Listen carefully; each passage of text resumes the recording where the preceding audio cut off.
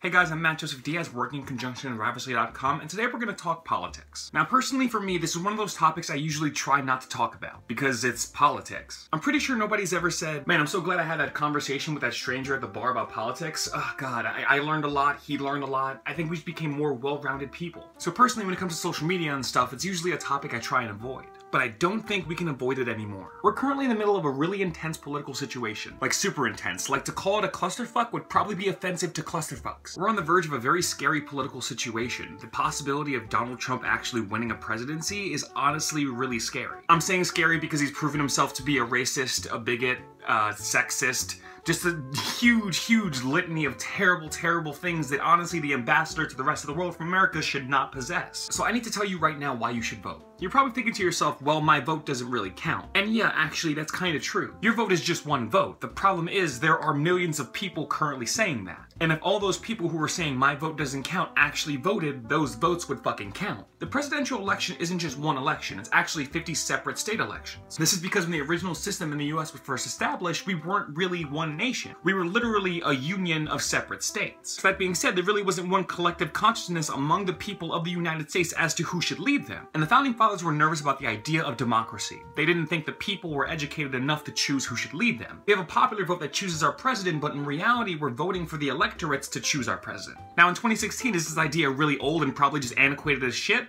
Yeah, we're not in the fucking 1700s anymore. Most people know how to read. Most people have a better education than the average person did back then. That being said, our voting system and our political system needs to be updated for the modern human. And it's okay to want to rebel against that. It's okay to want to protest that. I totally understand why. I get why you want to protest, but this is not the time to protest. We are on the verge of a very scary, very real thing happening. And I understand not wanting to be a part of the political system. I understand wanting to protest the entire thing. But here's the truth. We don't currently live in a world where we have the tools to fix these things right now. This will take a lot of time. And currently, in this moment, not having a voice could fuck up a lot of things for a lot of very real people. Donald Trump, if he wins, wants to put forth a lot of policies and laws that'll make life a lot more difficult for LGBTQ people, for women, for people of color. This is a very real possibility, and it's terrifying. And if you don't vote, and this goes through, imagine having to explain to your transgender friend that you didn't vote because you didn't want to be a part of the system, and you not having a voice contributed to this happening. Because that's what that is. When you remain neutral, when you take no action to fight something that is indisputably a dangerous idea, you side with the oppressor. And I don't want to guilt you, and I don't want to force you, and I understand your frustration. If we want to change and reform our current political system, that's something that we can do. We are the people. We do have power. And voting whether or not your candidate wins shows a lot about the demographics of people who are willing to engage with the political system. In 2012, when Obama was running for a second term, more young people of color voted than ever have in the history of the United States. And when our president sees that, he sees, okay, these young people of color have a very real effect on what happens in our political system. When they get rallied, when they decide to vote, they're capable of shifting this whole political spectrum. That being said, I as the president need to go forth and address these people and make sure that they're happy, because they can have a very strong and very real effect on the future of this nation. 1 in 10 Asian Americans and Hispanic Americans vote. 1 in 6 white Americans vote. That being said, it adds to one of the many ways where white people kind of have a natural